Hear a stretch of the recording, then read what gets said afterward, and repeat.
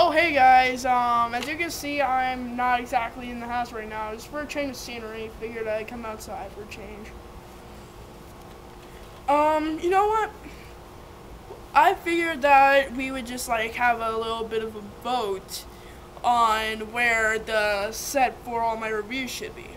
Do you want it in here in the living room that I did my Assassin's Creed reviews, or in any of the other, or the bedroom that I did my other one in?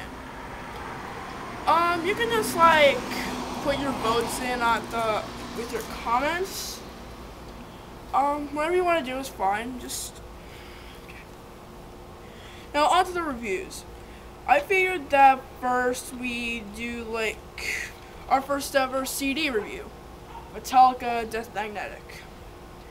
Now, first of all, Metallica is really like one of those bands that mostly just teenagers whose parents are okay with them listening to like really heavy music and stuff should listen to. And you know, Metallica really hasn't changed since they established themselves in the 1980s with their hit Enter Sandman. But whatever you want to say about this CD is fine with me, but I figured I ought to go into it with the songs that I've listened to so far. Personally, my favorite track is number 4, The Day That Never Comes, which strangely is actually the first song I heard from this album, which is actually before I really got it. The other ones that I've listened to are pretty decent, like The End of the Line or All Nightmare Long is actually my second favorite. Cyanide's pretty decent too. I really don't know how I can say about this installment they have on here, the Unforgiven series, by some of you might have heard of. Well, overall, Metallica Death Magnetic is a pretty decent album, you know. Part of the way it really depends on what kind of music you like. Depends on how much you're gonna like this album.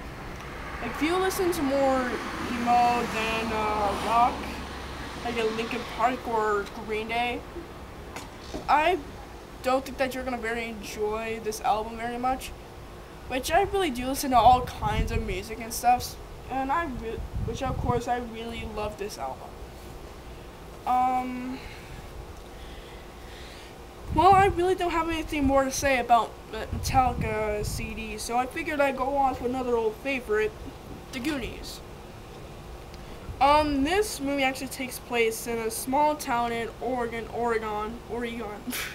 I don't know how to say it, so it's called Oregon. How about that? Yeah, sounds good. Well, see, these kids' parents are fixing to be foreclosed because apparently they couldn't pay their mortgages and everything like that. And so the movie starts out in one of the kids' houses. I really can't remember the characters' names much.